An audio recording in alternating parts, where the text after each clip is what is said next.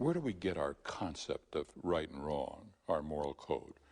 Freud's worldview says that they just come through human experience, through expedience, what works, what doesn't work, and it's been developed over time, whereas Lewis gives a long argument to show that this is indeed like laws of mathematics that we discover rather than make up, and that it transcends time and culture.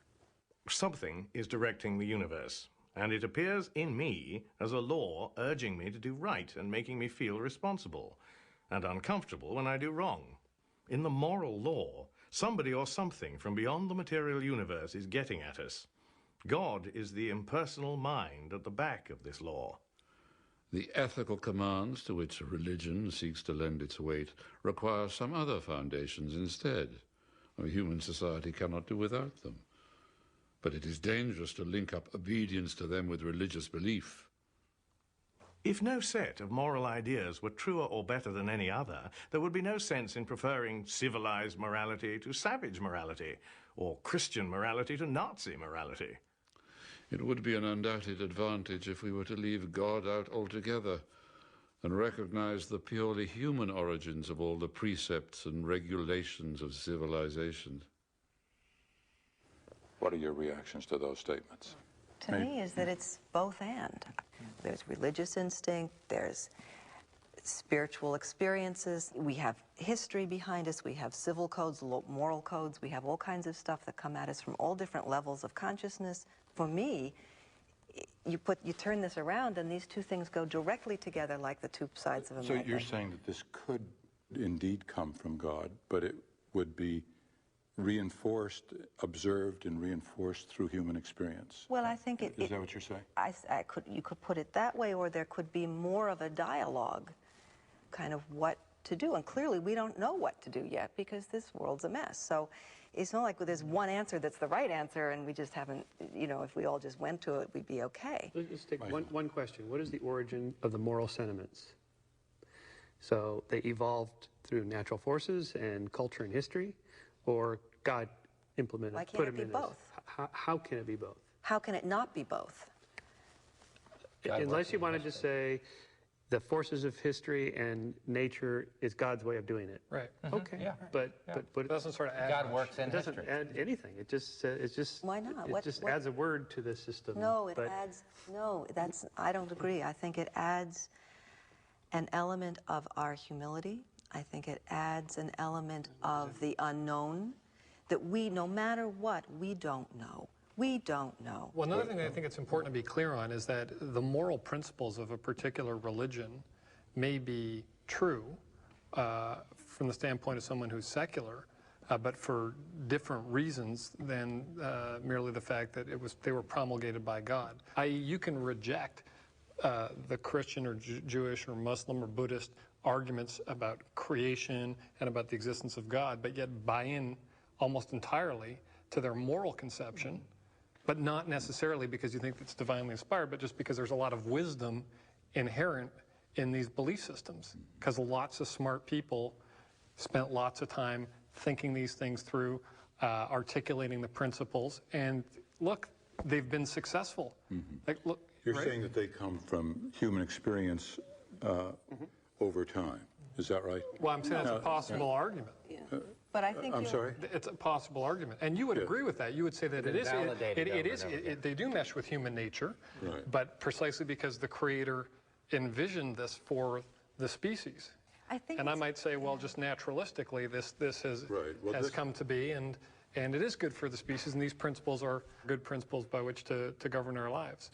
My sense of morality comes from a community dealing with certain historical issues, and you know, in particular, the situation of African Americans in this land, and that helps determine what the work is. That determines what, and from those past experiences, we learn what is right and what is wrong. But what if I came to you and I said that I believe social justice really, it's an unworthy cause. I feel that the earth has only limited resources, and therefore we should maximize the use of those resources in certain ways that will allow the ultimate achievement by the human race. I mean, that's an old philosophy that unfortunately was adopted by the Nazis. A type of manifest. Yeah, a horror, right? And yet, without a conception of God, how do I explain to someone like Hermann Goering or Adolf Hitler that this is immoral? I don't think God would have been much help convincing Hitler or Goering of anything. Well, wait a minute. We don't want to Wait a minute. convince them. We just want to shut them down. I'm just saying. Let's stay with this question. A very simple question, and it says, without an absolute standard on which to stand, how is it that one human can say to another, what you are doing is immoral? Do you say, okay, what you did was wrong only for practical reasons, as Freud would say? No, not just for practical reasons, because you wouldn't want to have it done to you. But regardless of whether it's done to me or done to anybody else. And isn't it a better principle of how you'd like to be treated versus, because God said I shouldn't do it. The golden rule. So, Yeah, I think the golden rule is far superior to any theological God told me this was bad argument. well, wait a minute. The golden rule Is religious. is from God. I think it's evolutionary. I think its origins is evolutionary. The first statement of it is in. I don't care what religion said about it. I think religion got it from our evolutionary history. I think in a social species, this is the first rule, the first moral rule. Since the Enlightenment, we have values that we put on human life and freedoms and civil liberties that have nothing to do with religion, and they don't come from religion. And we enforce those. We run around the world overthrowing dictators because we want to help people and because they're people. Just because that, and that's good enough. But that's being challenged in fundamental ways. As a former diplomat, these ideas have huge consequences, and that came out of a worldview that said there is evil, and part of our mission is to confront that. The other side to it is that, I mean, I absolutely agree that there is evil. I mean, it's a real thing. But to say there's evil out there, you know, to project all the evil out there and to say I am the good and therefore I'm going to, but that's the underbelly of this worldview.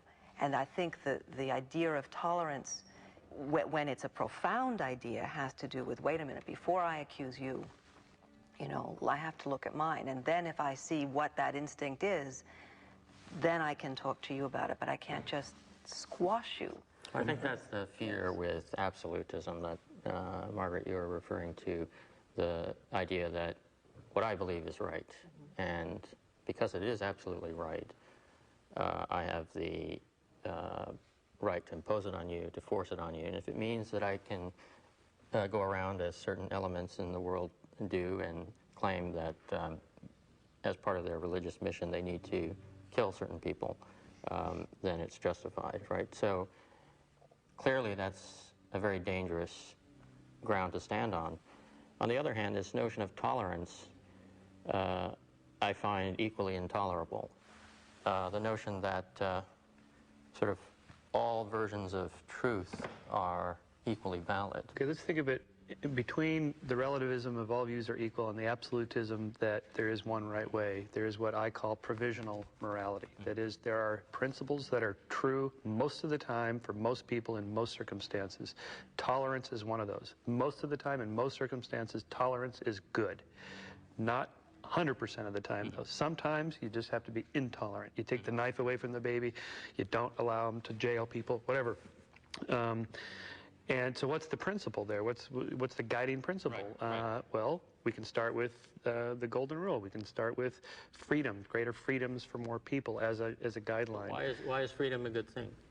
Well, because we've decided that since we each individually would prefer freedom versus less freedom, that as collectively as a group, this is a good value to have.